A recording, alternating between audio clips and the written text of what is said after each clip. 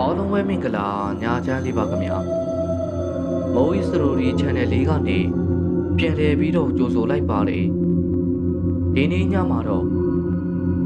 အစွဲလန်းကြီးသောတရက်မှာဆိုတဲ့ဇာတ်လမ်းလေးကိုပြောပြတင်ဆက်ပေးသွားမှာပဲဖြစ်ပါတယ်ခင်ဗျာ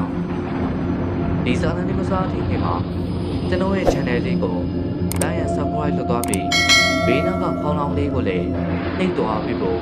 တောင်းဆိုချင်ပါတယ်ခင်ဗျာ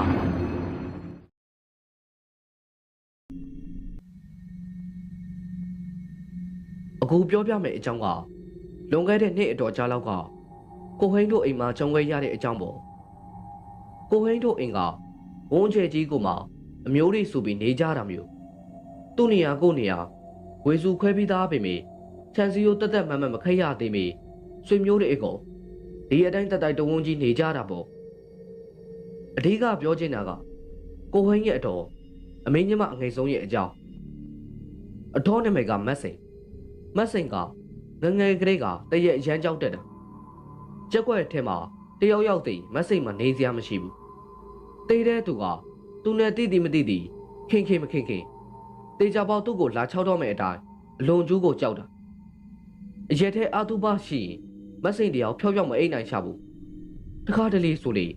တရက်မဝင်နိုင်အောင်ဆိုပြီးအိမ်မှာရှိသမျှထရင်အပေါက်တွေပိုထမိန်နဲ့ကဒီထမိန်နဲ့ကလှုပ်တက်သေးတယ်အဖေနဲ့မိကြားတဲ့သွားပြီးစောင်းကောင်းမှုချုံအိတ်တယ်ဒါတောင်ညားလေကောင်လောက်ဆိုကြောင်ကရန်းနေထထအိုတယ်ငိုတက်သေးတယ်မတ်စိန်ကတစေတရဲကိုအဲ့လောက်ထိကြောက်တယ်ပြီးတော့မတ်စိန်အပြိုလေးအရွယ်လောက်ကကိစ္စလေးပြောပြအောင်မယ်အဲ့ဒီတုန်းကကိုဟိန်းတို့ရဲ့အဖိုးဝမ်းကွယ်မတ်စိန်ရဲ့ဦးလေးကအလှလုံးမှမလို့ညီမတွေအလှအိမ်မှာတွက်ကိုလှုပ်ပေးကြတာပေါ့အလှအိမ်ကမတ်စိန်တို့နေရာကနေဆိုလိုင်းကားစီးသွားနိုင်ဝဲလောက်ကြအလှအိမ်ရောက်လို့မှဖင်ပူအောင်မထိုင်ရသေးဘူးအဲ့ဒီရက်ွက်ထဲမှာနိုင်ရှိတဲ့ဆိုတာလဲသိရောမတ်စိန်တရားမျက်နှာတွေပြက်ပြီးထိုင်မရထားမရတွေဖြစ်လာနောက်ဆုံးဘယ်သူမှတတိမထားမိတဲ့အချိန်အသားလေးလေးထွက်ပြီးအိမ်ကိုချင်းလျင်ချောက်ပြီးပြချသွားတော့တာပဲကားစီးပြန်ရောက်ခါလေပတ်စံကအမားတွေကြိုက်ထားတာဆိုတော့တောင်းရင်ဘာလို့ဖို့လဲဘာညာမေးရင်တီးသွားပြီးမပြန်ခိုင်းမှာဆိုတော့အဲ့ဒီလိုလေးတိတ်တိတ်ကလေးချင်းလျင်ချောက်ပြန်သွားတာအမားတွေမှာတော့မစိန်ကိုလူလဲတွေကမြောင်ညာပြီးခေါ်သွားတာလားယောက်ျားနောက်ပဲလိုက်ပြေးသလားနေပြာနောက်နေအောင်ချပြီးမတွေ့တဲ့အဆုံးမှာနီးစပ်ရဖုံးနဲ့အင်ကိုဖုံးဆက်ကြည့်တော့မှအင်ပြန်ရောက်နေတာသိပြီးစူကြဆဲကြတော့တာပဲပြောချင်တာကမစိန်ကတရေကိုအဲ့လောက်ထိကိုကြောက်တယ်ကိုဟိန်းကတော့သူ့တော်ကြောက်တဲ့မှန်းသိတော့ပိုကြောက်အောင်စောင်းနောက်ပြီးခြောက်တယ်ညဘက်ဆိုမစိန်ကချမ်းပြမထွက်ရဲပြီမင်းကိုအိမ်ဝင်တဲ့ကိုတော့တွားရဲလာရဲရှိတယ်ကိုဟိန်းတို့မောင်နှမတွေကလည်းအားရှိရင်မစိန်ကိုဘလို့ကြောက်အောင်ခြောက်မဲ့ဆိုတာလောက်ပဲကြမ်းကြတာဘာလို့ဆိုးလဲဆိုမမတ်ထဲတီဖြစ်နေတဲ့ကိစ္စတကူရှိသေးတယ်အဲ့ဒီတုန်းကကိုဟိန်းတို့ကလေခလေးမကလူငယ်မကြအရွယ်တွေတအိမ်ထဲမှာမောင်နှမတွေလူဆုံးတော့မရုပ်တွေလေတိတ်လုံးကြတာပေါ့တည့်ရဲ့ကိုဟိန်းတို့အိမ်တော့ကအိမ်သားကကြမ်းဆွဲပြီးပဲကြကုန်တာအဲ့ဒါအဖေကပြင်ခိုင်းတာကိုချက်ချင်းမပြင်သေးပေနောက်ရက်မှပြင်မယ်ပြောပြီးမစိန်ကိုခြောက်ဖို့ကြံကြတယ်အစစ်စစ်အတွေ့ဆွေးနေတဲ့ကြမ်းပေါက်ကိုပိုးကြအောင်အဆွေးသားတွေအကုန်ဖဲချလိုက်တယ်ပြီးတော့အိမ်မှာမတုံးပဲပစ်ထားတဲ့ပလတ်စတစ်ခြေပုံးကိုဖေးမှာအပေါက်ကြီးကြီးဖောက်ထားပြီးအိမ်သားကြမ်းပေါက်ပေါ်မှာပဲထမပြက်တင်ထားဖို့ကြံတယ်မသိရင်အိမ်သားခြေပုံးပေါ့ညပဲမစိတ်အိမ်သားလာတဲ့အချိန်ရောက်တော့ငကိုဘုံနေရာမှာအဲ့ဒီဘုံလဲထားလိုက်ပြီးမောင်နှမတက်တာအိမ်သားနာကတပ်ပင်အကွယ်မှာပုံပြီးစောင့်နေကြတယ်မစိတ်လေအိမ်သားထဲဝင်သွားယူကိုဟင်းကသမီးတလဲကန်ပြီးအိမ်သားနာခြေဖို့ကတ်တော့ပြီးတော့ကိုဟင်းကစပင်လဲရှိတော့စီထားတဲ့စပင်ကိုလည်းဖြေချပြီးချုပ်ပွားနေအောင်ဖွာနောက်ပြီးအိမ်သားအောင်အသိကုံဝင်ပြီးကျမ်းပေါက်တက်တဲ့အောက်နေရာရှူတယ်ကိုဟင်းတို့ဒေသမှာကမိုးရသည်ဆိုရေဝဲတက်လို့အိမ်သားကိုခမင်းမင်းစောက်ထားတာမလို့ဝင်လို့ရတယ်ပြီးတော့ကျမ်းပေါက်ကနေခေါင်းဝင်ကျမ်းပေါက်ကနေတစီဘုံပေါက်ကနေကောင်းကြီးထွက်ပြီးမျက်နှာကိုတမီးနဲ့ပင့်ထုတ်ပြီးဝါးကနေအော်ချောက်ပါလီရောမစိန်ကတော့အင်တာရေပုံးတဲကနေသပင်စုပ်ဖွားနေကောင်းကြီးထွက်လာတာမြင်တော့ငဲတန်းပေါင်းအော်ပြီးအင်တာတဲကနေဆင်းပြေးတာထမိန်စုံအောင်ဆွဲပြီးအသက်ကောင်ပြေးတယ် ကြောက်စိတ်လွန်ပြီးပြေးတာဆိုတော့အိမ်သားမရောက်ခင်လမ်းမှာတရီးတရိုင်နဲ့နှစ်ခါသုံးခါကိုပြေးလဲတော့တာပဲအဲ့ဒီတခါကတော့ကိုဟင်းတို့စတာတော်တော်လေးလက်လွန်သွားတာမလို့မစိန်ခမဖျားယူရတဲ့အထိကိုဖြစ်သွားဒါကတော့မစိန်ကြောက်တတ်တာနေပတ်သက်တဲ့အမှတ်တရပေါ့စိတ်မကောင်းစရာကတော့ကိုဟင်းအသက်20လောက်မှာမစိန်ဆုံးသွားမကြာခဏဘိုင်းနာတက်တာကိုစေကမ်းမပြပေးစိတ်မီးတို့တွေပဲတောင်းနေတတ်တဲ့မစိန်အဲ့ဒီတစ်ခေါက်ကတော့ဘယ်သူညှုံလိုက်တယ်မသိဘိုင်းနာနေတဲ့ချိန်သွေးစင်းတဲ့အရေရောတောက်လိုက်တာညအချိန်မတော်ကြီးလူလိမ့်နေအောင်ဘိုင်းအောင်လာပြီးနောက်ဆုံးအစာရင်သွေးကြောပေါက်ပြီးဆုံးသွားရှာတာအဲ့ဒီလိုနေအရှင်ဆုံးပြောရင်မစိန်တယောက်သေးပြီးနောက်မကြို့ရှာဘူးညဘက်တွေခွေးဥချိန်ရောက်ပြီဆိုမစိန်နေခဲ့တဲ့အိမ်ကအခန်းပေါက်ကိုတဘုံဘုံနဲ့လာထုတယ်အစားကတော့အိမ်သားတွေလေညအချိန်မတော်ကြီးဘယ်သူလက်ကမင်းလဲဆိုပြီးစိတ်တို့ကြတာပေါ့အခန်းပေါက်ဖွင့်ကြည့်တော့လေဘယ်သူမှမရှိဘူးညတိုင်းအဲ့လိုဖြစ်လာတော့အိမ်သားတွေလည်းနည်းနည်းတော့ရိပ်မိလာပူတိတာတဲ့တညကည12နာရီကျော်မစိန်ဆုံးတဲ့အချိန်လောက်မှာအော်တန်အကျယ်ကြီးကြားရတာအော်တာကမစိန်မသိခင်ဘာအရန်နာလို့အော်တယ်လို့အမလီနာလာပါကြီးအမေရဲ့ဆိုပြီးအော်တာခြံဝင်းတဝင်းလုံးကြားရတယ်ပြီးတော့နွားနို့ပိုးတဲ့ကောင်လေးကလေမနဲ့စောကြီးကိုဟင်းတို့အိမ်ကိုနွားနို့လာပိုးတဲ့အချိန်ခြံတကားမှာနွားနို့ဘူးအိတ်ချိန်နေတော့ဟဲ့ကောင်လေးရေရောသေးလားဒီလိုဆိုတဲ့အတန်ကြားလို့အတန်လာတဲ့အပင်ပေါ်ရုတ်တရက်လှမ်းကြည့်မိလိုက်တာအပင်ခွာချမ်းမှာခန္ဓာကိုယ်မမြင်ရပေခေါင်းကြီးတင်တလေးကြီးနေမျက်မှောင်ကြီးကျုပ်ပြီးစိုက်ကြည့်နေတဲ့မတ်စိန်တရမ်းမှန်းတည်သွားတဲ့ကောင်းလေးလေးအမလေးတော့မတနိုင်ဘူးစပိန်တူးပြီးခြေကုံတုပ်ပြေးတော့တာပဲနောက်တစ်ခါကြုံရတာကကိုဟိန်းအမေအဲ့ဒီနေ့ကမတ်စိန်စုံတာတလားပြည့်မလို့အမေကဖုန်းကြီးတွေကိုစွန်းသွားလောင်ဖို့မနေ့3နာရီလောက်ကလေးကထပြီးထမင်းဟင်းတွေချက်ပြုတ်နေတာမိဖို့ထားတဲ့နေရာကမိဖို့ကြောင့်ပြတင်းပေါက်နေတက်တဲ့မှာရှိတယ်ပြတင်းပေါက်အပြင်ဒီဇိုင်းမိတ်အောက်မှာကရေစီနှလုံးချထားတာမိဖို့တွေကမီးအောင်နေဆိုဒီဇိုင်းမိတ်အောက်ထိကောင်းကောင်းမြင်ရအမကြီးအမအမေနားထဲမှာခေါ်တန်လိုလိုကြားလိုက်လို့တေချာနားဆွန့်ကြည့်တော့အတန်ကမကြားရတော့ဘူးဒါနဲ့စိတ်ထင်တာနေပါလေဒီလိုတွေ့ပြီးဟင်းကိုဆက်မွယ်နေတော့အမကြီးအမလို့ခေါ်တန်ထတ်ထွက်လာပြီးတော့အတန်ကမစိန်အတန်လို့စိတ်ထင်ပြီးတော့အမေလေးတသိန်းနေထဖြင်းဖြင်းထလာဒါနဲ့ဟိုကြီးဒီကြီးကြည့်နေတော့အမငါကဒီမှာလေအတန်ကပြင်းကြီးအမေလေးအတန်လာတဲ့နေရာလှမ်းကြည့်တော့မတ်စိန်ကရေစီနှလုံးပေါ်မှာစောင်းကြောက်ထိုင်ပြီးဘောင်းစင်းစင်းကြီးစိုက်ကြည့်နေတာစပင်းတွေလေရှုပ်သွားပြီးမျက်နှာကလေစုပ်ဖက်ဖက်နေဘလို့ကြီးမှမသိဘူးလူတုံးကလို့မဟုတ်ပေမျက်လုံးလဲပိုကြည့်ပြီးမျက်တွင်းတွေလေခြိုက်နေတာ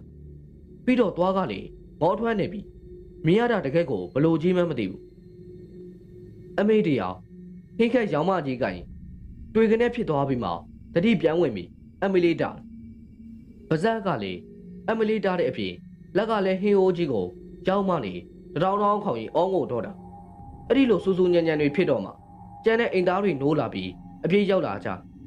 အမေကတော့ကြောက်တာရောစိတ်မကောင်းတာရောကြောင့်ချက်ကြီးတငယ်ငုံပြီးတော်တော်နဲ့စကားမေးမိအောင်စိတ်ငါညမကြီးဒီလိုပြောပြီးပဲငုံနေတော့တာနောက်တစ်ခါကြုံရတာကကိုဟင်းရဲ့အကိုဝမ်းကွယ်အကိုကကားလိုက်တော့အိမ်မှာမရှိတာကများလေကားနာတဲ့အချိန်မှသာအိမ်မှာကြာနေတတ်တာအဲ့ဒီတုန်းကကားနာလို့အိမ်ပြန်လာပြီး၄ရက်မြောင်းနေညနေနွားရိုင်းသွင်းချိန်လောက်ကြီးမှာခြံတော်ထက်ကဝယုံတွေဘက်သွားပြီးအကိုကိုစိမ့်သွားခုတ်တယ်အကိုကအိမ်မှာရှိတဲ့အချိန်ဆိုအဲ့ဒီလိုပဲငြိမ်မနေပေအိမ်ပြေးလိုက်ခုံရိုက်လိုက်အပင်ဆိုင်လိုက်ခြံချင်းလိုက်လှုပ်တတ်တဲ့သူမျိုးအဲ့ဒီနေကလေခြံစည်းရုပ်ရိုင်းနေလို့ဆိုပြီးပြန်ထောက်ဖို့ဝစိမ့်သွားခုတ်တယ်ဝယုံကကိုဟင်းတို့ချင်ရဲ့ဟိုးနောက်ဖေးတော်တော်လှမ်းနေအကိုကတချင်းတင်းကြီးနေခုတ်ပြီးသားဝါးတွေတတ်နေတော့ဟဲ့ငဝင်း ဗျာအနောက်ကလှမ်းခေါ်တဲ့အတန်ကကြားနေကြအတန်မလို့အကိုကလှမ်းမကြည့်ပဲထိုးတယ်ငါအတွေ့ဘာခဲ့တယ်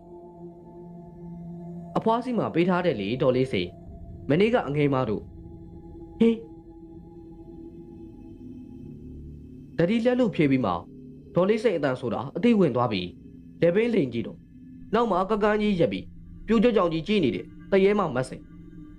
အနီးကကြည့်မြင်လိုက်ကြတော့အကိုလေးကြောက်လန်းနဲ့ပဲလက်ထက်ကဓာရောဝါရောပြေးချပြီးတရဲဖြိုးလို့အော်ပြေးတာဝယုံနဲ့အိမ်ကတခေါ်လောက်လှမ်းတော့ကွေးလေလောက်မှနောက်ပြန်လဲကြည့်မိလိုက်တယ်တရဲမတ်စိန်ကလည်းအကိုနောင်ဦးရဖာရပြေးလိုက်လာတာဒီတော့အကိုလေးပိုကြောက်သွားပြီဟာပြနေပစိုးကိုဆွဲလိုက်တာဖနှောင်းနဲ့တင်မှာတသားလေးကြောင်ပြေးရတော့တာပေါ့ကိုရင်းကြုံတာကဒီလိုအဲ့ဒီညကအဖွားနေသိမ့်မကောင်းလို့ဆိုပြီးကိုရင်းတို့ညီကိုနှစ်ယောက်ကညဘက်အဖွားကြီးမှာတွားအိပ်ပြီးတယ်အဖွားကြီးဆိုတာကမတ်စိန်နေခဲ့တဲ့အိမ်ပေါ့အဲ့ဒါတွေမကဘူးကိုရင်းတို့အိမ်နေရတဲ့အခန်းကလေအဖွားအခန်းနဲ့ကလေးကမတ်စိန်ရဲ့အခန်းပုံမှန်လို့ဆိုကိုရင်းသိမ့်မကြောက်ပေမယ့်မတ်စိန်မကြိုသေးတာတီးတီးနေမတ်စိန်အခန်းမှာတွားနေရတဲ့အဖြစ်ကကြောတော့ချမ်းချင်းစရာပဲမလို့နည်းနည်းတော့လန့်ကြောက်တဲ့ကြားကနေညီကိုနေအောင်စက်မိဆက်ရပြောကြရင်ကမနေနိုင်မထိုင်နိုင်နေအရက်ထဲကရှေးအောင်နောက်ဖြစ်တရေချောင်းတွေပြောနေကြသေးတယ်အဲ့ဒီလိုလေညအေးကြတော့နှစ်ယောက်သားညကြကြောချင်းကပ်ပြီးကိုင်းနေအောင်အိတ်တယ်အိတ်ပြောသွားရင်ညတော်နေတဲ့အချိန်ခြေထောက်မှာအေးဆက်ဆက်ကြီးခန်းစားမိပြီးလုံနိုးခံရတယ်လို့ဖြစ်လာတာနဲ့ကိုဟိန်းနိုးလာပထမတော့အရန်အိတ်ချနေသေးတာနဲ့ပြန်အိတ်မဲ့လုံးပြီမယ်အိပ်ပြောလူပြောခင်မှာပဲနားတယ်ဟဲ့ငါဟေးဒီလိုခေါ်တန်ကြားရတယ်လို့မလို့စက္ကနဲ့လန်လို့လာပြီအလုံးလဲကျဲသွားအဲ့ဒီချိန်ခွေးလေးကလေတအားအိုးနေတယ်ဥဒမှာလူငိုတန်လို့ဆွဆွငင်ကြီးဒါကြောင့်ပို့ပြီးကြောချမ်းတယ်လို့ဖြစ်သွားပြီမှာကြောချင်းကလေးမှာအငယ်ကောင်ရှိတာတတိရသွားပြီစိတ်နဲ့တက်တာသွားတယ်ဒီလိုနေပြန်အိမ်မဲ့ပြင်းတော့ကြောဘက်မှာလှုပ်စီခန်းစားမိတော့စိတ်တွေအငယ်ကောင်ကြောက်နေလို့လာခဲ့တယ်ပဲထင်းလိုက်တာဒါနဲ့ဒီတိုင်းအိမ်မဲ့လှုပ်တော့နားထဲကြားလိုက်ရတဲ့အတန်ကမဟေးဟိုဘက်နဲ့တိုးအောင်အတန်ကဒီကက်ကိုဒေတန်လေးနေတိုးလေးပြီးတော့မိမအတန်အငယ်ကောင်နောက်တဲ့ထင်အောင်ကလေအငယ်ကောင်ဟောက်တန်ကအတိုင်းသာဒါပေမဲ့သိကြအောင်လို့အငယ်ကောင်ဘာတော့ဒီလိုမေးတော့ဘာမှပြန်မဖြစ်ပြီတပင်းချတန်ကြီးပဲကြားရနောက်တစ်ခါထက်အရဲဆုံးပြီအငယ်ကောင်မင်းမလားဒီလိုဆိုတော့ပြန်ပြောလာတာကငါလေငါပါငါတရေကြောက်လို့အတန်ကမတ်စိန်အတန်မှာမတ်စိန်အတန်ကြည်လေးကြီးဒါနဲ့ကိုဟိတ်လေးဟင်ကနေဖြစ်ပြီးတက်ကြည့်လိုက်တော့ဖေးမောင်လက်တစ်ပတ်ထောက်လေးရဲ့သားနဲ့ပစေးထုတ်ထိုင်ပြီးကိုဟင်းကိုကြောင်တောင်ကြီးကြည့်နေတဲ့မတ်စိန်ကျုပ်ကြီးကလည်းဘလို့ကြီးမှမသိဘူးကြောက်စရာကြီးကိုဟင်းလက်ကြည့်တော့မတ်စိန်ကလက်ထောက်နေရင်းကနေခန္ဓာကိုယ်ကြီးချင်းတော့ရင်ရီးပြတယ်ကိုဟင်းလည်းဘာပြောကောင်းမလဲကတင်ဘော်ကနေဝုန်းနဲ့ဆင်းပြေပြီးအခန်းပြင်ရောက်မှအသက်ကုန်အော်တာအဲ့ဒီညကလေမတ်စိန်ကောင်းမှုနဲ့တဲ့အိမ်လုံးတုတ်လို့ရှာဖြစ်ကုန်ကြတာပေါ့အဖွားကလေနေမကောင်းတဲ့ကြားကနေမတ်စိန်အတွေ့စိတ်မကောင်းလို့ငိုချတယ်အဲ့ဒီလိုနဲ့မတ်စိန်ကကိုဟင်းတို့ဝင်းထဲမှာဟိုနေရာက6လိုက်ဒီနေရာက6လိုက်နေတနေ့တစ်မျိုးမရိုးအောင်6လန့်နေတာအစိုးဆုံးတစ်ခေါက်ကတော့အိမ်က9နှစ်အရွယ်ကလေးငယ်ဆုံးလေးကြုံရတာပဲညဘက်ကြီးကတင်ဘေးကတစ်တာပေါ်မှာမတ်စိန်ကိုရုပ်ပြက်ဆင်းပြဲငုံတုတ်ကြီးမြင်လို့လမ်းပြီးအောင်းငုံကြီးကလေးကတက်သွားလို့ကိုဟင်းတို့တဲ့အိမ်လုံးပြရတွေခက်ကုန်ကြတာအဲ့ဒီလို6ကျန်းလာတဲ့မတ်စိန်ကိုနောက်ဆုံးအဖွားကငိုယိုတောင်းပန်ပြီသမီးရေဒီတကအမေအမြဝင်ရင်တာတူးခေါ်ပါတော့ကြာရင်ငါသမီးစိတ်နဲ့အမေကျင်ခွဲပြီးတေလိမ့်မယ်ဒီလိုပြောရှာတယ်အဲ့ဒီညာကခြံထဲမှာတညာလုံးအပုံးနဲ့တွေထောင်ထောင်နမ်းနေတယ်ဒါကိုပဲအဖွားကသူ့သမီးမက်ဆေ့တွားခြင်းလို့နှုတ်ဆက်တာနေမှလို့ထွေးပြီးချက်ပိုင်းအတွင်အိမ်မှာဖုံးကြည့်ပြီးမစိန်တွဲရည်စုပြီးအမြဝေပေးလိုက်တယ်အဲ့ဒီနောက်ပိုင်းကျမှကိုဟင်းတို့အိမ်ဝန်ကြီး ပုံမှန်ပြတ်ဖြေသွားတာကိုဟင်းကတော့ပြောချပါလေကျွန်တော်အတော်ဘလောက်တရေကြောက်လဲဆိုတေးပြီးသူကိုယ်တိုင်တရေဖြစ်နေတာတော့တရေကြောက်တုံးတယ်လေဖြစ်ခဲ့တာတော့လွန်ခဲ့တဲ့10နှစ်ကျော်လောက်ကပေါ့ပူပူတို့မိသားစုကအရင်ကကိုယ့်အိမ်ကိုယ့်ခြံနဲ့နေရပေမဲ့ဦးလေးအကြီးဆုံးထောင်ချသွားကြတဲ့ကအင်းရဲ့စီးပွားရေးကတော်တော်လေးဆိုင်သွားပြီးအိမ်ငါးဘဝရောက်သွားတယ်အဲ့ဒီအချိန်တုန်းကပူပူက10နှစ်17နှစ်အရွယ်လောက်ပဲရှိသေးတယ်ငားလိုက်တဲ့အိမ်ကအိမ်ဝင်းနေကျအိမ်ကတထိုင်လွတ်ကိုမှရှိရှိကြဲကြဲကြီးနောက်မှအဖီလေးလည်းရှိတယ်အိမ်ချင်းရင်းဘက်မှာကခြံစည်းရိုးမရောက်ခင်6ပေလောက်အခြေကျန်သေးတယ်အဲ့ရှောင်းလန်းလေးအဆုံးမှာကပစ္စည်းအဟောင်းတွေထားတဲ့မြေဆိုင်တဲတေးသေးလေးတစ်ခုရှိပြီးတဲဘေးမှာကတရက်ပင်အကြီးကြီးရှိတယ်လူကြီးတွေကတော့အဲ့ဒီတဲလေးကိုအခါတွေကပြီးမီးဖိုးကြောင်အဖြစ်တုံးလိုက်တယ်မီးဖိုးကြောင်ဘေးကတရက်ပင်ကြီးကလူတစ်ဖက်ဆံမကဆိုတော့အတော်လေးအရေးရအဲ့ဒီရဲ့အနာကိုခလန်းမှအင်သာနှလုံးတွဲတာရှိတယ်ရေချိုးကန်းတော့မပါဘူးအင်သာကြီးနှလုံးကိုမှတစ်လုံးကပေါ်တာတစ်လုံးကရိုးရိုးရေချိုးဖို့အတွက်ကအိမ်သားရဲ့တောင်ဘက်မှာအုတ်ကန်အကြီးကြီးရှိတယ်ဘေးကဘာမှကာမထားပဲအပေါ်မှာမိုးကမိုးထားနေရတာအေးချမ်းချမ်းလေးဆိုတော့ပူပူကအရင်အိမ်ထဲအခုအိမ်ကိုပို့သဘောကျပြီးတော့ခေါင်းရင်းချံကလူမနေဘူးအဲ့ဒီခြံထဲမှာအော်စာမာလာကတလဲတီတကြားသီးစားတဲ့တီးပင်စားပင်တွေရှိတယ်ပူပူတို့ဘက်ကနေအဲ့ဒီခြံဘက်ကူးကြည့်ရင်ရေကန်ပေါင်ပေါ်အရှင်တက်ပြီးရင်ခြံစည်းရုပ်ပေါ်ကြောခွာပြီးအဲ့ဒီခြံဘက်ကမကြီးပင်ပေါ်တက်လိုက်ရုံပဲဒီတော့ပူပူအကြိုက်ပေါ့ဒါပေမဲ့အိမ်အစ်စ်မှာအဆင်မပြေတာတခုရှိတယ်ညဘက်အိမ်သာတက်ချင်ရင်ပဲဖြစ်ဖြစ်ရေသုံးချင်ရင်ပဲဖြစ်ဖြစ်အိမ်ထဲတင်ကိစ္စမပြီးပေနောက်ထဲကိုလာနေရတာကိုတော့ပူပူမကြိုက်ဘူးမကြိုက်ရတဲ့အကြောင်းရင်းကလည်းတခြားတော့မဟုတ်ဘူးကြောက်လို့ဒီလုံနဲ့အိမ်ပြောင်းပြီးတလာနီးပါးလောက်နေတော့နေဘက်ကပူပူရဲ့အထုံငယ်တယောက်ရောက်လာနှစ်နှစ်အရွယ်ကလေးလေးကိုချီပြီး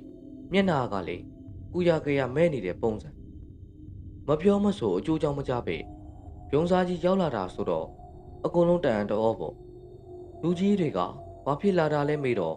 ယောက်ျားနဲ့အဆင်မပြေလို့တဲ့အဆင်မပြေတာကလေဒီမြရန်ဖြစ်တာမျိုးမဟုတ်ဘူးအတော်ယောက်ျားကကြောင်တလို့ဖြစ်နေလို့ခလေးလာသားလောက်ကလေးကယောက်ျားဖြစ်သူကဘဲကားဘလို့လူပေါင်းမားတယ်မသိအထက်လန်းလို့အောက်လန်းလို့ကျင်းစင်ဆိုတာမျိုးတွေချင်းပြီးတဖြည်းဖြည်းနဲ့ကြောင်တလို့ဖြစ်လာညဆိုလေအချိန်မတော်ကြီးခြံထဲဆင်ပြီးဘယ်သူမှမရှိပဲတယောက်တည်းစကားတွေပြောလိုက်ခြေလန်းတွေလှုပ်လိုက်နေစားဖောက်လာနောက်ပိုင်းအိမ်ထဲမှာလေတခါမှမကြဘူးတဲ့နာမည်တွေခေါ်ပြီးခိုင်းလို့ခိုင်းထမင်းဝိုင်းမှာလေလူမရှိတဲ့ဘက်လှည့်ပြီးစကားတွေပြောလို့ပြောနေဆိုတော့အတော်တော်လေးလန့်လာပိုးဆိုးတာကအတော့ကလေးကညဆိုမျိုးလုံးပြူလေးနဲ့ရှောက်ကြည့်လမ်းလိုက်ငိုလိုက်နေတညာလုံးမအိပ်ရှာဘူးတီးလို့ဆိုတော့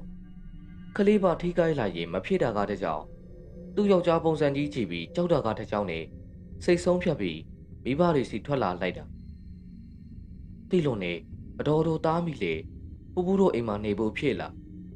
အိမ်အနောက်ကအဖီလီထဲမှာနေဖို့ပြင်ဆင်ပေးရအတော်တို့ရောက်လာတဲ့ပထမည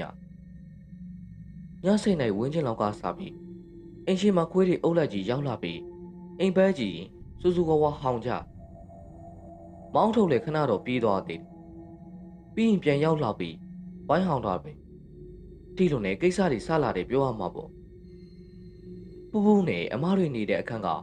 အတော်နေတဲ့အဖေနဲ့ကက်ရက်ဆိုတော့တော်ယုံလောက်ဆိုဟိုဘက်ခန်းဒီဘက်ခန်းအတန်ကြားရပူပူတို့ကတင်ကနေရနဲ့ကက်ယူထားပြီးအတော်ကတော့အဖေအစုံဘက်မှာကတင်ထားတာတဲ့ညာပူပူတို့ညီမတွေအိမ်မောကြနေတဲ့အချိန်အခန်းနဲ့ရန်ကပြင်းများတွေကိုတပုံပုံပုတ်တန်အခြေကြီးထွက်လာအတန်ကအတော်ကျဲတော့ပူပူတို့တွေလေလန်တို့ကုန်တာပေါ့အတော်များတခုခုဖြစ်လို့လားဆိုပြီးအပြေလွှာသွားကြည့်တော့အတော်တို့သားမိကခြံအောင်ထဲမှာအိပ်ပျော်နေကြပါဇက်ကလေးတွေတောင်ဟာလို့အဲ့ဒီလိုဆိုတော့ပူပူတို့လေတယောက်မျက်နှာတယောက်ကြည့်ပြီးအတန်တိတ်အပြေရှားကြအမအကြီးဆုံးက အပူအေးအေးကြောင့်ပြင်းများတွေကြွားပြီးအတမ်းမီတာနေမှာပါဒီလိုပြောတယ်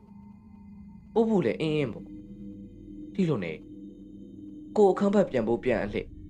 အမကြီးကစက္ကနဲ့ဆိုခေါင်းကနောက်ကိုလမ်းမသွားပါလေရောပါဇက်ကလည်းအားကနေပြီပို့ဖို့တို့အငယ်တွေကမျက်လုံးပြူးတွေနဲ့လှည့်ကြည့်အမကဘာမှမဖြစ်တယ်လို့နဲ့တော့ငါစညောင်းလို့ဇက်ချိုးတာပါဟာတကယ်တော့အမညာလိုက်တာ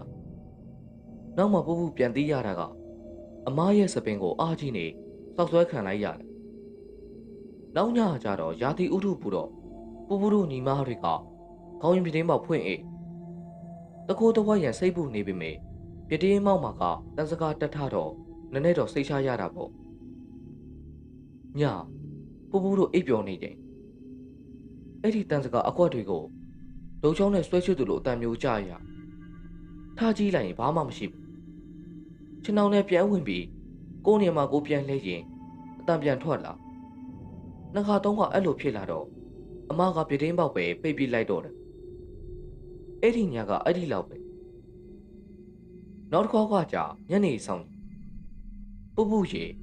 နိုးညအမရဲ့ကရေကန်ပေါင်ပေါ်တက်ပြီးဟိုဘက်ခြံကတကြားသီးတွေခုတာ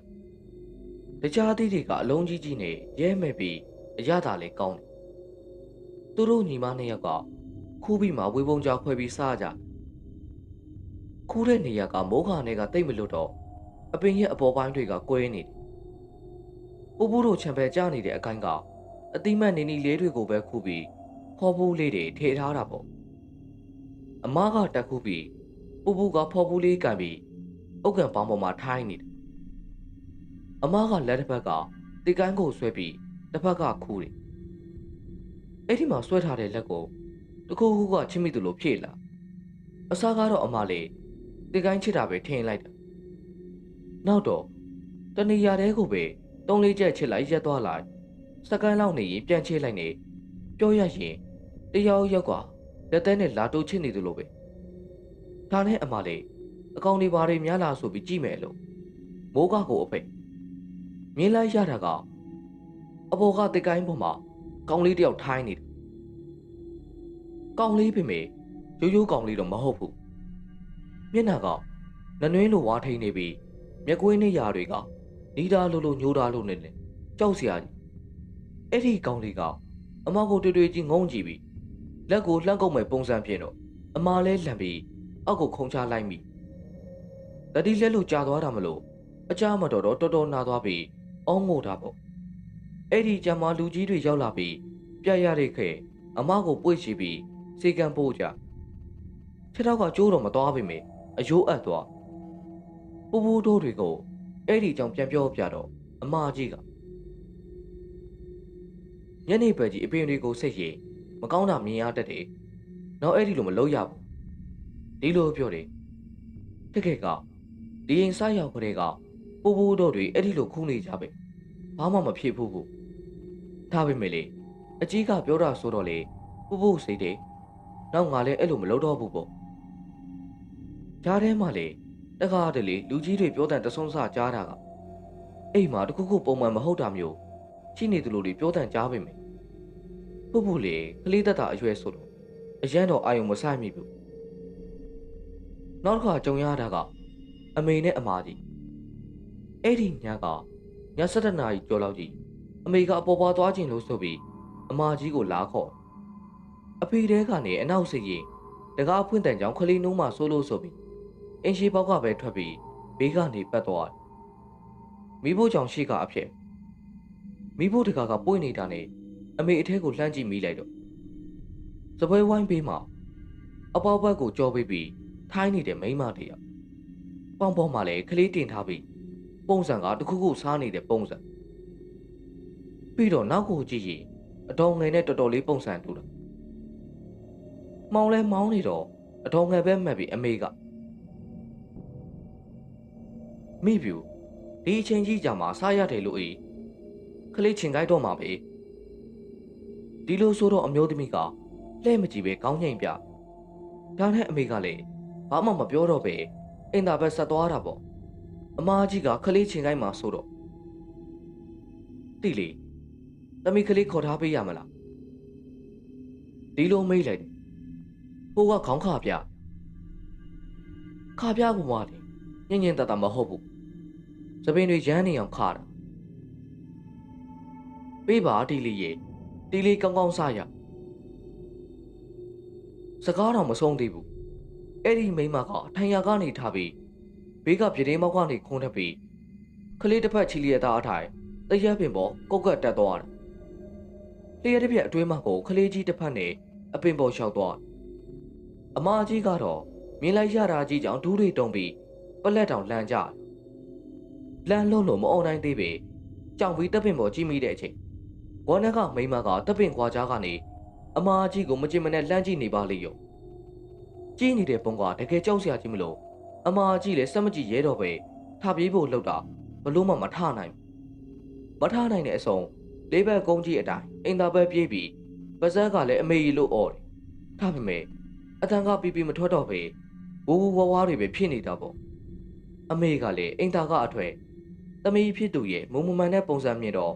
လှမ်းပြီးကဲပါယူပါအော်တာနဲ့တအိမ်လုံးနိုးသွားအိမ်ထဲခေါ်လာတဲ့အထီကိုအမကြီးကတကောလုံးတုံရင်နေတာဘာမှမေးမရပဲငိုပဲငိုနေတော့အပမိတယ်ပဲထင်ကြသေးတယ်ပြီးမှဒီလိုဆိုတာသိတော့ပရိတ်ရီတက်ပြီးဖျားစင်ရှိဖျားရှိခိုးခိုင်းလိုက်တယ်အဲ့ဒီညကပူပူတို့အငယ်တွေကကြောက်ပြီးတော်တော်နဲ့အိတ်မပြောဘူးတော်ကြီးကြီးနဲ့မှအိတ်ပျော်သွားတယ်အဲ့ဒီရပိုင်းလူကြီးတွေကတော့အိမ်တန်းအောင်ဆိုပြီးတက်တလောက်မှတ်တလောက်တွေလှုပ်လိုက်ကြသေးတယ်အဲ့ဒီလိုတွေလှုပ်ပြီးတော့ပူပူတို့စိတ်ထဲလေနည်းနည်းတော့အကြောက်တက်တာပေါ့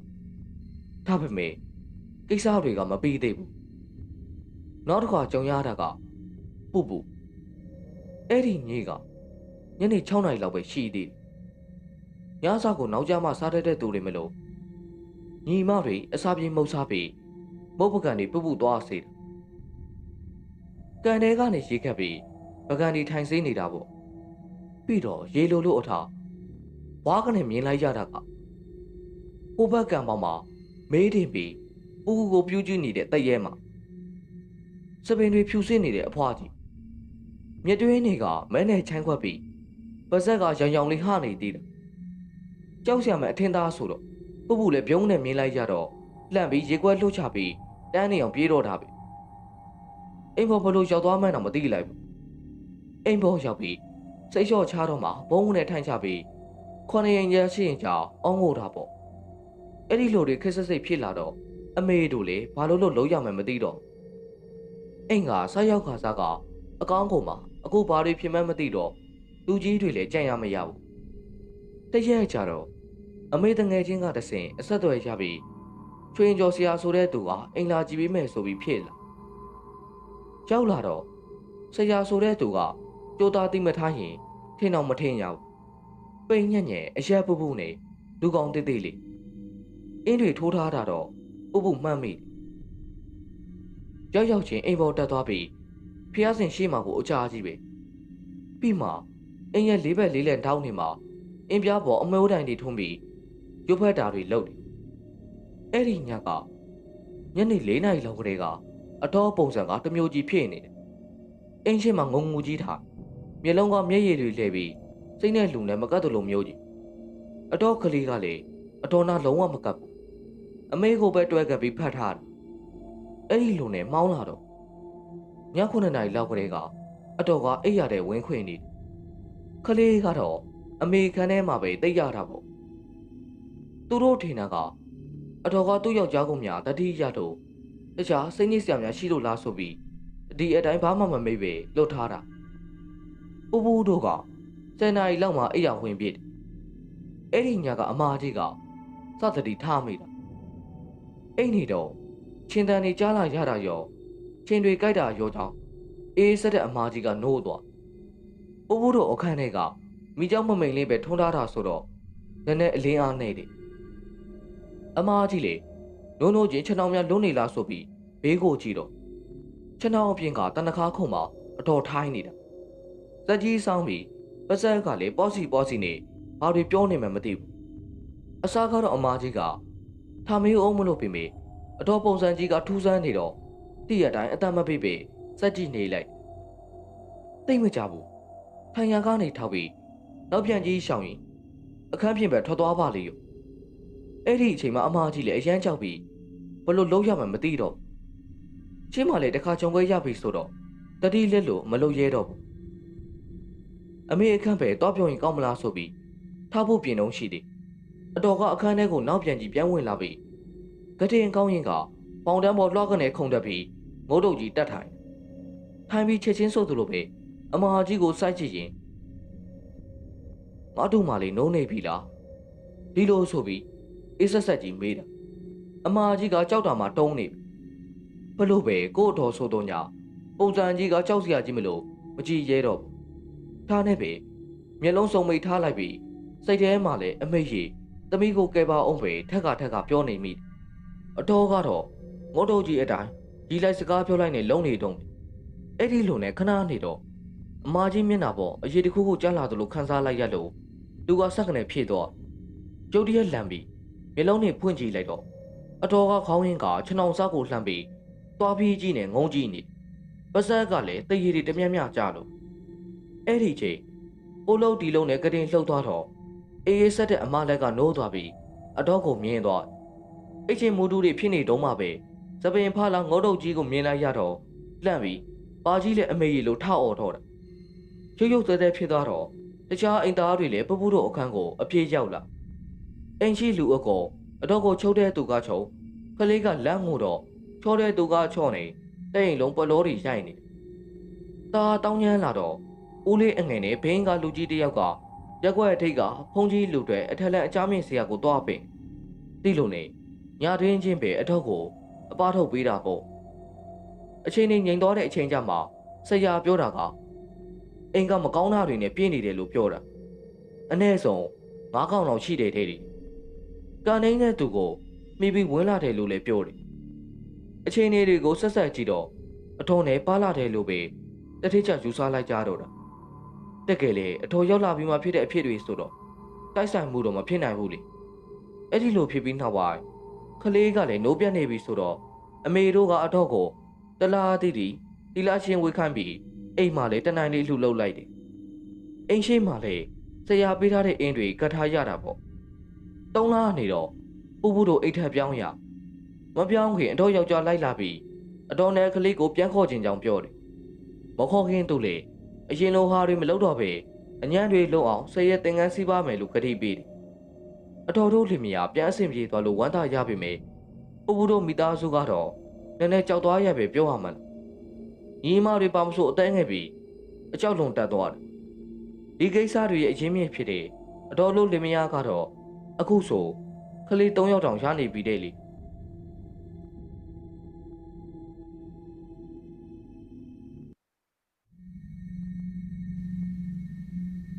မေဝါဒီအဖြစ်ပြက်ကိုကြုံတော့ကမေဝါအသက်20ကျော်လောက်ပဲရှိသေးတယ်ဒီကိစ္စမတိုင်ခင်ကတော့တရဲတစီဆိုတာကိုတတနဲ့တကူကြားတာကြားဖို့ပြီးတခါမှတပူးတွေဒူးတွေမကြုံဘူးခဲ့တဲ့မေဝါအထွတ်တော့အဲ့ဒီအဖြစ်ပြက်ကတော်တော်လေးမတ်မတ်ထင်ထင်ဖြစ်နေခဲ့တယ်မေဝါတို့ကမိသားစုဝင်4 ယောက်ရှိတယ်အဖေအမေမေဝါနဲ့မောင်လေးစီးပွားရေးကတော့ချမ်းသာတယ်လို့မဆိုသားပေမယ့်အကြက်တဲမရှိ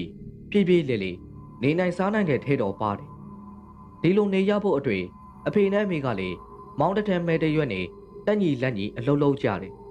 အဖေကကားဆရာဆိုပေမယ့်ကိုကားအပိုင်နဲ့ခုံမြင်ကားလေးဝယ်ပြီးအဖေကိုယ်တိုင်မောင်းပြီးလိုင်းဆွဲတာကားဆရာဆိုတော့တီးတဲ့အတိုင်းအင်္ဂိတ်ရတယ်လို့သိမရှိဘူးပေါ့အမေကအိမ်မာတင်ဈေးရောင်းနေဈေးရောင်းတဲ့ဆိုတာကလေကုန်းဆုံးဆိုင်လိုမျိုးစံဖွင့်ရောင်းတာမျိုးမဟုတ်ဘူးစံစီဆက်ပြပေါ်ပန်ကာတရက်စစ်တဲအိုတရက်စစ်ပေါင်းဝစားတဲ့အရာတွေရောင်းတာစံစီကိုအမေကလက်သေးမရောက်ဘူးအိပ်ပြက်ဘုံပြက်ရောင်းနေလက်ငယ်မဝယ်နိုင်လေအမေစီမှာအကျွေးဝယ်လို့ရတယ်အကျွေးဝယ်မယ်ဆိုရင်ကြားတဲ့ငွေရ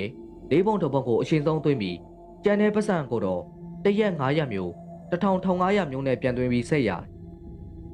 တချို့သူတွေကြားတော့လေတလုံးတစ်ခဲတည်းပတ်စံအကုန်မခံနိုင်လို့အမေစီကနေလာဝယ်ကြတယ်တချို့ကြားတော့လေငွေပေါ်ခြင်းလို့ဝယ်ကြတယ်ဘလို့ငွေပေါ်ခြင်းတာလဲဆိုတော့အရင်ဆုံးအမေစီကနေစံအိတ်တွေ စီပုံးတွေစက်ပြပုံးတွေကိုအကျွေးနဲ့ရှူလိုက်ပြီးတော့ဝယ်ထားတဲ့ဟာတွေကိုဈေးလျှော့ပြီးတခြားသူတွေစီမှာပြန်ရောင်းတယ်ဈေးကပုံမှန်ထက်အတော်လေးတက်တာတဲ့အထိလျှော့ပြထားတော့ရောင်းထွက်တယ်ပြီးတော့ငွေလုံးဝေခဲရတာမလို့ဝေပေါ်တယ်လို့ပြောတာပြီးတော့အမေကိုတော့အယူများရင်နေစဉ်1500မျိုး2000မျိုးပဲဆက်ရတာဆိုတော့ပြန်ပေးရတာကြမသိတာတော့ဘူးဒီလိုမျိုးပေါ့အဲ့ဒါပြင်အမေကအရက်ထဲကဈေးတဲ့တွေစီငွေချီးပေးပြီးနေပြန်တို့ယူတာမျိုးလေးလုပ်တယ်အတိုးကြီးမစားပေထိုင်သိမ်းရုံအတိုးနဲ့ဆိုတော့အမေစီကနေပတ်စံယူတဲ့သူများတယ်ဈေးတိုးယူတဲ့သူတွေကညနေဆိုအမေစီအတိုးလာသွင်းကြတယ်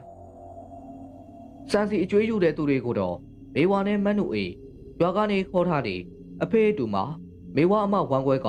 အင်တာရရောက်ပတ်စံလိုက်ကောက်တယ်အမေကပဲဒီလိုအလုံးမျိုးနေအကျိုးပေးလို့လားမသိပတ်စံကိစ္စကတချို့တလေကလွဲရင်တောင်းရခတ်တာမျိုးဝေဆုံးသွားတဲ့ဆိုတာမျိုးကအတော်လေးဖြစ်ခဲ့တယ်မေဝါကလည်း10တန်းကို3နှစ်ဖြည့်ပြီးတဲ့အထိမှအောင်တော့ចောင်းစာပဲလက်လျှော့လိုက်ပြီးအမေကိုကူရင်အိမ်လုံးပဲလှုပ်တော့တယ်အငယ်ကောင်လေးထူးထူးကမေဝါတဲ့10နှစ်လောက်နေတော့သူ့ကိုចောင်းကျို့ဖို့လေလှုပ်ပေးရတာပေါ့လေမေဝါတို့မိသားစုကဒိတ်လုံးမျိုးတာမန်ကြကြမိသားစုတစုပဲတာမန်မိသားစုတွေကိုထူးထူးဆန်းဆန်းတွေဖြစ်လာဖို့အကြောင်းဖန်လာတာကအဖေကားနာတော့ထုံးစံတိုင်းအိမ်ပြန်လာတယ်ကားနာတာကတခါတလေ2ရက်တခါတလေ3ရက်လောက်နားတယ်မိသားစုကိုတိတ်တွေ့တာတဲ့အဖေကကားနာတဲ့ရက်တွေဆိုအိမ်တဲကအိမ်ပြေမထွက်တော့ဘူးမိသားစုကိုအချိန်ပေးတယ်ညနေဘက်တွေဆိုညစာအပြင်ထွက်စားတာမျိုးဖះเจ้าကသွားတာမျိုးလုံးလေရှိတယ်အဲ့ဒီတစ်ခေါက်ကအဖေပြန်လာတော့အထုပ်ထုပ်ပါလာအထုပ်ကလက်ဖွေအိတ်လောက်ကိုမှမိမကိုင်အိတ်ပုံစံမျိုးအညို့ရောက်ဇီးနေရမှာလေတော့ကလောက်အသေးလေးတစ်ခုနဲ့တွဲခတ်ထားတယ်အဲ့ဒါခရီးတဲ့ကားပေါ်မှာကြံခဲ့တဲ့အိတ်သမီးပြန်လာယူဖို့ဖုံးဆက်ထားပြီးကားဂိတ်ထိမလာနိုင်လို့အဖေအိမ်လိပ်စာပေးထားတယ်တရက်2ရက်နေရင်လာယူလိမ့်မယ်ဒီလိုပြောတယ်ဒါနဲ့မေဝါလေတေကားအောက်ကစက်ပြဘုံစင်းပေါ်မှာပဲတင်ထားလိုက်တယ်အဲ့အလေးချိန်ကမပေါ်မလေးပဲဒီလိုနဲ့အဖေပြန်ရောက်တဲ့ညအဖေရဲ့မေရဲ့ထူးထူးရဲ့ကအောက်ထက်ကအခန်းမှာအိတ်တယ်မေဝါနဲ့အိမ်နူးနဲ့ကအပေါ်ထဲမှာတယောက်တစ်ခန်းစီအိတ်တာအစာပိုင်းတုန်းကတော့တစ်ခန်းနဲ့တူတူနေကြပေမယ့်မေဝါကအိတ်ကျန်းတော့အိမ်နူးဘလို့မှဓမ္မခံနိုင်တော့တာနဲ့ဘေးခန်းမှာပြောင်းအိတ်တာအဲ့ဒီညအိတ်ခန်းကြီးမေဝါဖျားချစ်ခုံးနေတော့အိမ်ဘော်ကိုတုံးနေစောင်းကြီးအောင်ကြီးတက်လာတဲ့ခြေတံကြားလိုက်ရတယ်ခြေတံကမေဝါခန်းရှိမှရှက်သွားပြီးအသက်ရှူစမ်းပြင်းပြင်းကြီးတရှူရှူထွက်လာတယ်ဒါနဲ့မေဝါလေဖျားချစ်ကိုရရက်ပြီးအမေလားဒီလိုမေးလိုက်တော့အေးဆိုပြီးဒေါနဲ့မောနဲ့ပြန်ဖြေတယ်အတန်ကတော့အမေအတန်ပဲဖြေတဲ့အတန်ကြီးကစောစောအောင်အောင်နိုင်လုံးလို့မေဝါတော့တုံကလေးဖြစ်သွားပြီးတော့ခြေတံကဝယန္တာဘက်ထွက်သွားပြီးဝယန္တာတကားဖွင့်တဲ့ပိတ်တံတွေပါကြားရတာဒါနဲ့မေဝါလေဖះကိုအမြန်ဦးချပြီးအသာနားစွန့်နေလိုက်မေဝါစိတ်ထင်တာကအမေအဖေနဲ့စိတ်ဆိုးပြီးအပေါ်ကိုတက်လာတယ်ထင်တာအရင်ကလည်းအမေကအဖေနဲ့ရမ်းဖြစ်ပြီးစိတ်ဆိုးရင်ဖះခန်းထဲမှာလာအိတ်နေကြဒါကြောင့်နားစွန့်ကြည့်တာတော်တော်ကြားတဲ့ထိဝယန္တာဘက်ကနေအထက်ပြန်ဝင်လာတယ်မကြတော့မေဝါခန်းထဲကထွက်ပြီးဝယန္တာဘက်ထွက်ကြည့်ဘယ်သူမှမရှိဘူးဝယန္တာတကားကြီးကလည်းပွင့်လို့သိကြအောင်လို့မေဝါဖះခန်းထဲလည်းဝင်ကြည့်လိုက်သေးတယ်ဖះခန်းထဲမှာလည်းမရှိဘူးဒါနဲ့မေဝါစိတ်မတည်မကြနဲ့အောက်ထက်ဆင်းလာလိုက်တယ်အမေတို့ခန်းရှိရောက်တော့မေဝါအပြင်ကနေပဲအဖေအိပ်ပြီလားညီဖေအိပ်နေပြီဘာလို့လဲပြန်ဖြေတာကအမေဒါနဲ့မေဝါလေအမေခေါင်းကအိမ်ပေါ်တက်လာသေးတယ်မလားမတက်ပါဘူးဘာလို့လဲဘာမှမဟုတ်ပါဘူးမေဝါဘာမှမဟုတ်ပါဘူးလို့ပဲပြောပြီးအပေါ်ပြန်တက်လာခဲ့ပြီမေစိတ်ထဲတော့လေးသွားခြေတန်းတယ်မဟုတ်ဘူးအေးဆိုပြီးပါပြန်ဖြေတယ်တရေ6တာလာလို့တွေးမိပြီမေစိတ်ကလည်းမယုံနိုင်ဘူးဒါနဲ့ဘာမှရှိချေဝေဝေတွေးမနေတော့ပဲဖះထက်ရှိခိုးပြီးအိတ်လိုက်တယ်မနဲ့မေဝါမျက်နှာအသိတော့အမေကအနားရောက်လာပြီတမေ ညီညာကတနားရီလောက်ကြီးအောက်ဆင်းလာသေးလားမဆင်းလာဘူးလားမဆင်းမဘူးအမေရဲ့ဘာလို့လဲမေဝါငြင်းလိုက်တော့အမေကမျက်နှာနည်းနည်းဖြက်ပြီးခဏငြိမ်သွားပြီးတော့ငါတရေချက်ခွင်ရတာနေမှာအမေကဒေသန်တီးနဲ့ပြောလိုက်တော့မေဝါနည်းနည်းကြောင်သွားဘာကိုဘလို့၆တာလေအမေရဲ့ဒီလိုပြူးပြူးပြပြနဲ့ပြန်မေးတော့ညက်ကအမေတရင်တို့ဒီထတောက်တော့အပေါ်ကနေဆင်းလာတဲ့အရေးမြင်တော့လှည့်ကြည့်လိုက်တာမိန်းကလေးပဲစပင်ကတမိတဲ့နည်းနည်းပိုးရှိမယ်ဒါပေမဲ့အပေါ်ကဆင်းလာတာဆိုတော့တမိလိုပဲထင်လိုက်တာအင်းနုလိုမထင်တာကအင်းနုကစပင်ကိုနေရွက်အထဲခတ်တူယောက်ျားလေးကိမလို့အနောက်အပေါက်ကိုဖွင့်ပြီးထွက်သွားသလိုအတန်ကြားတာအမေလည်းအစားကတော့ရေတောက်ပြီးပြန်အိမ်မလုံးပြေမယ်အနောက်သွားချင်းတာနဲ့တကားစီလာတော့တကားကအထဲကနေဂျက်ထိုးထားဒါနဲ့အနောက်ကိုထွက်ကြည့်တော့လေအိမ်သားဘက်မှာဘယ်သူမှမရှိဘူးအမေလည်းကြောချမ်းပြီးစက်သိန်းကြီးထားလာတာနဲ့အထက်ပြန်ဝင်လာလိုက်တာအမေဒီလိုပြောတော့မှမေဝါလည်းညကမေဝါကြုံခွဲရတာကိုပြန်ပြောပြတော့အမေကဒါဆိုဟုတ်နေပြီနေမှာညီဖေပြန်လာမှဖြစ်တာဆိုတော့သူနဲ့ကပ်ပါလာသလားပဲအမေကတော့မထူးဆန်းသလိုပဲပြောပြီးအိမ်ပေါ်တဲ့ဖျားဆင်းရှိသွားပြီးဖျားစာဘောင်းဆောင်ကိုအကျယ်ကြီးရိုးတော့တာပဲပြီးတော့ငွေဖလားတစ်လုံးကင်ဆင်းလာပြီးတိမ်လုံးကိုတပြေခန့်နဲ့လိုက်ဖြန်းတယ်ဖြန်းတာမှာကားတဲတွေရောဖြန်းတာအမေဒီလိုလှုပ်တဲ့အချိန်အပုံးနဲ့ခဆူဆိုးကြီးကထောင်းကနေတစ်ချက်နှံပြီးချက်ချင်းပြန်ပြောက်သွားတယ်အဲ့ဒီလုံနဲ့2ရက်လောက်နေတော့အဖေကကားပြန်ထွက်တယ်မိဝါတို့လေလှုပ်ရှားရှိတာတွေလုံရင်းပြီးအိမ်မှာကြံခဲ့တာပေါ့ညနေခင်း9နာရီခွဲလောက်အမေကဈေးဘက်သွားရင်ထူးထူးကိုကျူချင်းဝေးကြုံမှာဆိုတော့မိဝါသွားမကြိုရဘူးအိမ်နူးကလည်းအကျွေးလိုက်တောင်းဖို့ဆိုင်ကယ်တစ်စီးနဲ့ထွက်သွားပြီဆိုတော့မိဝါတယောက်တည်းအိမ်မှာကြံခဲ့တယ်ဂျာတိဥဒုကမိုးအုပ်နေပြီမေအိုးအားကြီးဖြစ်နေတာမလို့မိဝါရေချိုးကျင်တာနဲ့ရေချိုးတယ်ရေချိုးပြီးထမိန်ကိုအနောက်အိမ်သားနာကထမိန်တန်းမှလှမ်းပြီးအိမ်ထဲပြန်ဝင်လာတော့အမလီအိမ်ထဲမှာတယောက်တည်းရှိနေတယ်လို့ထင်ထားတာကနေတယောက်ကိုမြင်လိုက်လို့မေဝါလန်းသွားတယ်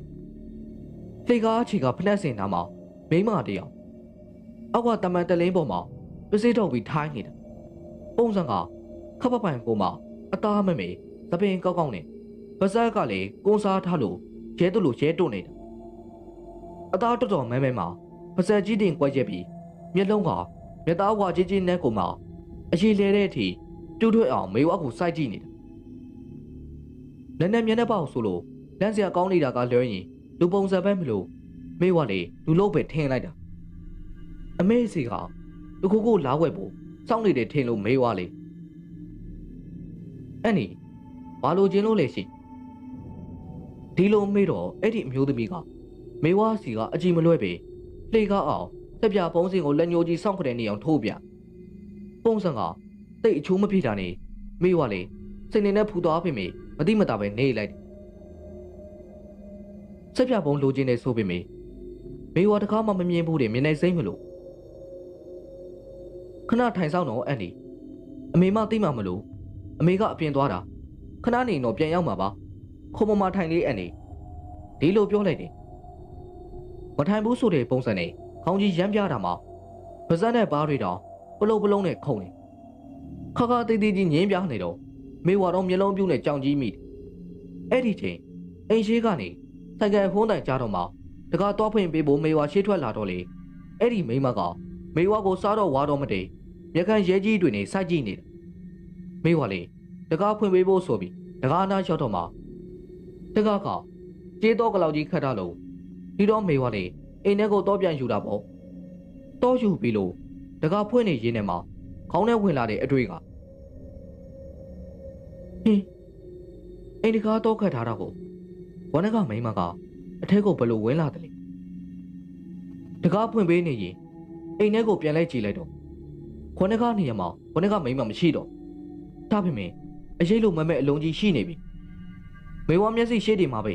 အပေါ်ကိုခုန်တက်သလိုမြောက်တက်ပြီးပျောက်သွား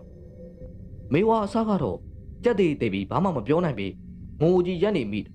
အမေက တမီဘာဖြစ်လို့လဲဒီလိုမေးတော့လေပြန်မဖြေနိုင်ဘူးအမေကိုတွေ့ကြီးကြည့်ပြီးမျက်ရည်တွေပါကျလာ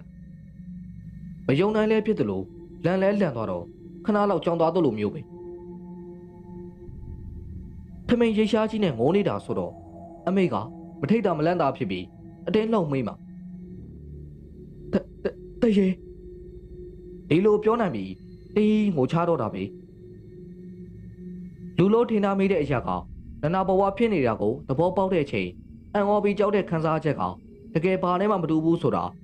ဘေးဝကိုယ်တိုင်ကြုံရမှသိတော့လေအဲ့ဒီလိုနဲ့အမေကမာသမီကန်နေနေလို့နေမှာဒီလိုပြောပြီးဖေအားတရားပို့လို့ဖို့ပြောတယ်အိမ်ကိုလေအန်ဒီရဲ့ကင်စွန့်ခွက်လုံးမယ်လို့စီစဉ်ထားတဲ့ဆိုပေမဲ့အေးအေးဆေးဆေးမှလုံးဖို့စီစဉ်ထားကြတာအမေကအလှူဒန်းဆိုအရန်တတာစိတ်ထက်သန်တဲ့သူဆိုတော့တခုခုဆိုလှုပ်ရင်ဖြစ်တယ်လို့မလုပ်ဖေးကြကြနန်းနာတေးသေးချာချာလှုပ်တတ်တယ်တိတော့ဟိုအားစီစဉ်ဒီအားစီစဉ်နေရက်ကအတော်လေးကိုလိုးသေးတာအဲ့ဒီဂျာရက်တွေတဲကတညဂျာတိဥထုကပူဆက်ပူလောင်ကြီးဖြစ်နေတော့ညာဥပိုင်းအိတ်ခါစားမှာမေဝါကတင်ပေးကဗီတင်းပေါက်ကိုဖွင့်လေတဖြူးဖြူးနဲ့မလို့နေ့နေ့ချက်ချက်အိပ်ပျော်သွားပြီးမှမျက်နှာပေါ်ရေစက်တွေဆင်းလာလို့မေဝါနိုးလာနိုးချင်းအိတ်ချင်မိုးလူဆိုတော့ရေစင်းတာကိုအပြင်မှာမိုးရွာပြီးမိုးပတ်လို့ပဲထင်လိုက်တာဒါနဲ့ဗီတင်းပေါက်ထားပိတ်မယ်လို့တော့အမလီဗီတင်းပေါက်ပြင်မြတ်မှာလေပေါ်ဘောလုံးကြီးပေါ်နေတာမေဝါနဲ့တပုံစံနဲ့ကျုံနေပုံမတက်တဲ့တင်မကဘူးဝေထားတဲ့အင်ကြီးကအစားတပုံစံနဲ့ကိုပြမ်းမြင့်နေရတယ်လို့မလို့အိမ်မက်ရရောင်လက်တွေ့ရရောင်နဲ့မလို့မေဝါကြောင်စီစီကြီးကြည့်နေမိတော့ပြတင်းမောက်တကားရွက်တွေကလေပြင်းတက်တယ်လို့အရှင်ပြင်းပြင်းနဲ့ပိတ်သွားတော့မေဝါလမ်းပြီးနောက်ဆုံးတော့ကရင်စုံထီတောင်ရောက်တယ်ချင်းတွေတုံတုံနေပင်မေဝါဘာလို့လုံးရမှမသိသေးဘူးအပြင်ကနေချောင်းနေတဲ့ဟာတွေကလေဒီလောက်နဲ့မပြီးဘူးပြတင်းမောက်ကိုကုန်းချင်းနေတယ်လို့ဒီကြီးအတန်ပေးပြီးတစ်ချက်ကြီးတန်းလို့ငိုးတန်းလို့တွေစကားတန်းတွေပါထွက်နေတယ်ဒီကောင်မောက်ကိုကောင်းကောင်းအိမ်မအောင်လှုပ်ပြမယ်တိုးပြောနေပြီမယ်အတန်ကနာလေးကပ်ပြီးပြောနေတယ်လို့ပြတတ်ကြီးကြားနေရတယ်ပြီးတော့တယောက်တည်းပြောနေတာမဟုတ်ဘူးအနည်းဆုံးတော့2ယောက်ပဲနားထောင်ရင်နေတသိန်းထားစရာရှိတန်းတွေပါကြားလိုက်ရတော့မိဝါလေခေါင်းဝုန်းပိုက်ပြီးအိမ်တို့အခန့်ပဲကူသွားလိုက်တယ်တရေမားတွေကလည်းအိမ်တို့ကြောင့်မချဘူးလားမသိအိမ်ကြီးလိုက်တာမှမျက်လုံးကဖွင့်မလို့ပိတ်မလို့နဲ့ပါဇက်လေးတော့ဟာလို့မနဲ့မိဝါအမေကိုပြောပြတော့အမေလေးဘာလို့လုံးရမှမသိတော့ထူးထူးကလေညကအိမ်သားထားသွားရင်အိမ်သားကနေအိမ်ထဲအပြင်အမေမမတငယ်ချင်းနေလာအိတ်ကြတာလားဒီလိုမေးတော့အမေကမအိပ်ပါဘူးတာကြီးဒီလိုဆိုတော့ကိုနဲ့ကအပေါ်တက်ပြတင်းမောင်နာမှာမတက်ရက်ပြနေတာတွေ့လို့ဒီလိုပြောတယ်အမေကိုတိုင်လေးညကမနက်ဆုံးလောင်းဖို့ကြက်တောင်မှန်တွေကြောနေတော့မိဖို့ထဲကပြတင်းပေါက်မှန်ကနေလှမ်းမြင်လိုက်တာကအနောက်ကရေခဲတက်တာအဖေးမှာအသားမမေသပင်ကောက်ကောက်နဲ့မိမကြီးခပ်ပပင်ရှိသပင်ခါလေလောက်မျက်နှာသေးသေးနဲ့မိမတယောက်ရင်တောင်ကြီးရက်ပြီးအမေကိုစိုက်ကြည့်နေတာအမေလည်းကြားဖြစ်ပြီးလှည့်ကြည့်လိုက်တော့နောက်မှဘယ်သူမှမရှိဘူးဒါပေမဲ့ရေခဲတက်တာအဖေးကတိုင်မှာချိတ်ထားတယ်ကြာတန်ကျော်အိတ်ကြီးကတယောက်ယောက်ပိတ်ထူးလိုက်သလိုဘုံကနဲ့မြည်ပြီးပေါက်ထွက်သွားတာအမေလေကတုံးကရင်နေဘာလို့လုံးရမှမသိဘူးပေါ့ဒါနဲ့ကျသားကျော်လဲဆောက်ကိုမြန်လက်စားတက်ပြီးအိမ်ရှိကမ်းမှာထိုင်းနေတဲ့မေဝါတို့စီအမြင်လာဝင်ထိုင်လိုက်ရတယ်ပြောတယ်တီးကြတဲ့အမေလေးကိုကွက်နေကြဖုန်ကြီးစီသွားမေးပေမယ့်ဖုံကလေဒီဘက်ကိစ္စတွေအဲ့ဒီလောက်ကြီးအကျွမ်းတွေဝင်မရှိဘူးလို့မိန်ထားပေမဲ့အချားမင်းလိုက်စားတဲ့ဖုန်ကြီးလူတယောက်စီညွှန်ပြလိုက်တယ်အချားမင်းဆရာနာမည်ကဆရာမင်းငယ်ဆရာကမေဝါတို့ကိုဖုံလှိုးလိုက်တယ်ဆိုတော့တေချာအချင်းပေးပြီးအိမ်ထိလိုက်ကြည့်ပြီးအိမ်ထဲမဝင်ခင်ခြံဝါကလေးကဆရာကတပ်ပြင်းကြီးချပြီတကယ်ရှိနေတာပဲတေချာမွေးခံထားရတဲ့အကောင့်ကြီးဒီလိုပြောတယ်ဆရာကအိမ်ထဲကိုသူ့တယောက်တည်းတေချာပတ်ကြည့်ပြီးမှတိရပါအိမ်ထဲကိုပစ္စည်းတခုအဟောင်းတွေဝင်တာမျိုးရှိမရှိပါဘူးဆရာသူများပစ္စည်းအပေါင်ခွဲထားတာမျိုးရောမရှိဘူးလား အမေကလည်းအပေါင်ခံတာမျိုးတော့မလုပ်တော့မရှိပါဘူးဆရာကျမအပေါင်ပစ္စည်းလက်ခံတာမျိုးမရှိပါဘူးဒီလိုအဖြစ်ပစ္စည်းအញ្ញမ်းတစ်ခုခုနဲ့ကပ်ပါလာတယ်လို့မြင်နေတယ်မရှိရင်လည်းထားပါဒီလိုပြောပြီးဆရာကဖျားခန်းစီတက်သွားတယ်အသင့်ပြင်ပေးထားတယ်ကတော့ပွဲရှိမှဖျောင်းတဲ့အမွှေးတိုင်းတွေထုံးပြီးရုပ်ဖတ်တယ်ရေကွက်တစ်ခွက်ကိုရှည်မှန်းပြီးတိမ်လုံးလိုက်ပတ်ခိုင်းတယ်ပြီးတော့ပတိစိတ်တယ်မိဝါစိတ်တယ်2 နာရီနီးပါးလောက်ကြာတယ်ထင်တာပဲ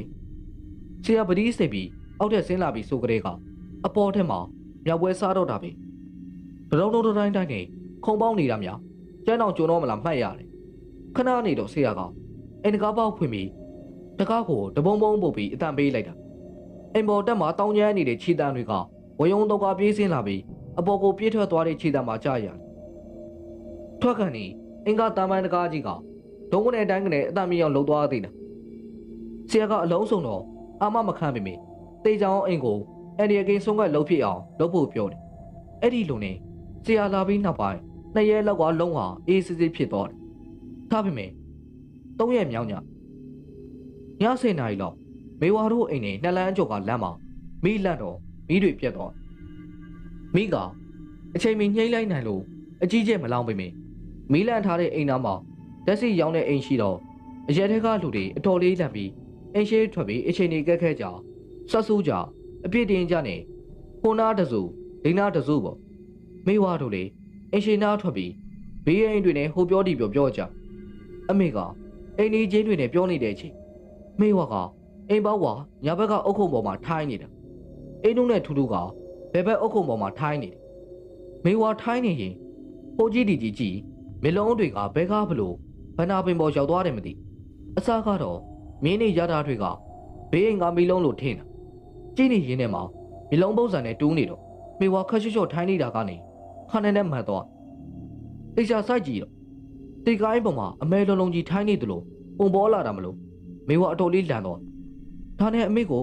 အမြန်သွားလက်တုပ်ပြီးအိမ်ထဲဝင်ဖို့ခေါ်တယ်အမေကလည်းစကားမြန်ဖြတ်ပြီးလိုက်လာအိမ်တို့နဲ့ထူးထူးကိုလည်းအိမ်ထဲဝင်ဖို့ခေါ်တာပေါ့အိမ်တို့ကအိမ်ထဲကိုရောက်ပြီးမှအုတ်ခုံပေါ်မှာရက်တောင်ကြံခဲလို့ဆိုပြီးပြန်ထွက်ယူပြီးတော့အိမ်ဘက်ပြန်လာခြံတကားဝနာရောက်တော့ခလုတ်တိုက်စရာမရှိပဲပြေးလဲပါလေရောလဲတာမှာချစ်ပြေးလက်ပြေးဘိုင်းကနေပုံနေအောင်လဲသွားတော့မေဝါကပြေးထူမေဝါထူပေမဲ့အိမ်တို့လိုက်တဲ့ပါမလားပဲပြစ်ဆွဲကြီးလုံနေဒါနဲ့မေဝါကမမထလီဘာလုံနေတာဒီလိုဆိုတော့အိမ်တို့ကခေါင်းကိုခါကနေနေအောင်ပေါ့ပြီးမေဝါကိုကြည့်ပြီးတော့လေးသမ်းမမနဲ့ဘာကိုထူဒီလိုပြောတော့မေဝါလေ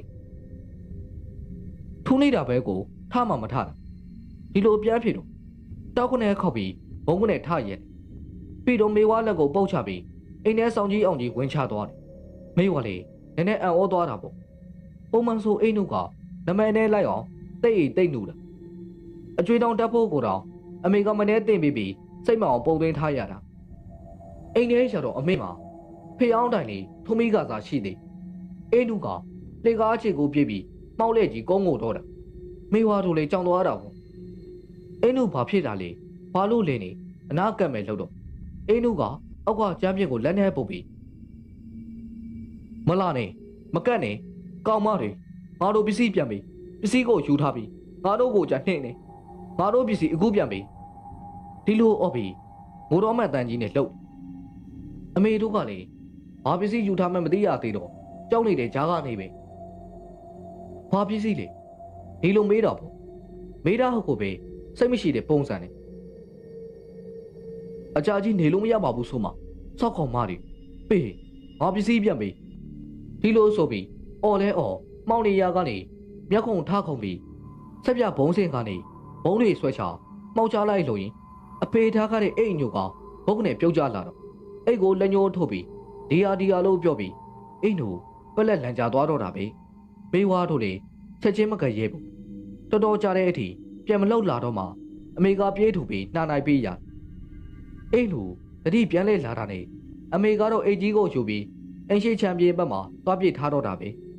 ပြီးတော့တရက်ခွက်ထဲနေတယ်အမေအကိုကိုဖုံးဆက်ခေါ်ပြီးအိမ်မှာလာနေဖို့ပြောတယ်ဒီလိုကြီးဖြစ်တာမှတော့ မိမ3ယောက်ကလေး1ယောက်တည်းမနေရတော့ဘူးလေဦးလေးလာစောင့်နေတော့အင်းရှိတမန်တကာခောက်တန်ကြတော့မိဝါတော့ဖွင့်ပေးတယ်တကားဖွင့်လိုက်တော့အပြင်မှာဘယ်သူမှမရှိဘူးတတိဝင်လာတဲ့ကြောက်စိမ့်တဲ့အထူမိဝါအကြီးကအင်းရှိရောက်သွားတော့တိုက်ရောင်အောက်မှာမြင်ရတာကအထုပ်ချထားတဲ့နားမှာမော်တုတ်ကြီးထမ်းပြီးအိမ်ဘက်ကိုစစိန်ကြီးစိုက်ကြည့်နေတဲ့2ယောက်မမဲဝဝစပင်ကောက်ကောက်နဲ့1ယောက်ရင်ပိပင်စပင်ရှိရှိနဲ့1ယောက်ရင်ကျုပ်တွေတော့တေချာမမြင်ရပါမယ်မလုံးကြီးတွေကဝါလိုက်หนีလိုက်နေမိဝါကိုစိုက်ကြည့်နေပြီလှမ်းမှန်လိုက်သလိုဟန်းကနေလွင်ချစ်ကိုရွှေ့လာတော့မိဝါလည်းအမလီအော်ရင်အိမ်ထဲပြန်ဝင်ပြေးတော့တာပဲအဲ့ဒီလိုနဲ့နောက်ရင်အမေနဲ့ဦးလေးကအထုပ်ကိုအဖေကကိတ်သွားဖို့အမေကအဖေစီလဲဖုံးဆက်ပြီးပွားတော့တာပေါ့နောက်အင်ကိုဘာအထုံးမှယူလာဖို့မစင်စားနဲ့ဒီလိုဆိုပြီးအသေးကုန်ပွားတော့တာပဲအဲ့ဒီအထုံးဆက်ရှုပ်ကလည်းမပြီးဘူးအထုပ်ကပိုင်ရှင်းကလည်းပြန်မလာယူတဲ့အပြင်ကားကိတ်မှလည်းတရမ2ကောင်ကချုံမွေးတာနောက်ဆုံးအိတ်ကိုတော့ဖြက်ဖွင့်ကြည့်တော့အထဲမှာထမင်းအစုပ်တွေရေစပင်ကျွတ်လိုဟာတွေထည့်ထားတယ်ပလတ်စတစ်ဘူးတဘူးရေသတင်းစာအဟောင်းတွေရေပါတယ်ထားနဲ့ကားကိတ်ကလုံသမားတွေကအိတ်ကိုတင်ကြိုင်းသွားပြစ်လိုက်တယ်လို့ပြောတယ်အဲ့ဒီကိစ္စနောက်ပိုင်းအမေကအဖေကိုအထုပ်တဲလိုက်ရင်ခမည်းမလမ်းပေါ်ထွက်အိတ်ရမယ်မြင်းမြဲမှတ်ထားဆိုပြီးချိန်ထားတော့တာတဲလီအစွဲလန်းကြီးသောတရင်မှာဆိုတဲ့ဇလန်းလေးကတော့ဒီမောင်နေပြီးဆုံးသွားခဲ့ပြီပဲဖြစ်ပါတယ်ခင်ဗျာနောက်လာမယ့်ဇလန်းများကိုလည်းစောင့်မျှော်နားဆင်အားပေးကြပါအောင်ခင်ဗျာနားဆင်သူပရိသတ်များကိုယ်စိတ်နှပြရွှေလန်းချမ်းမြေ့ကြပါစေခင်ဗျာ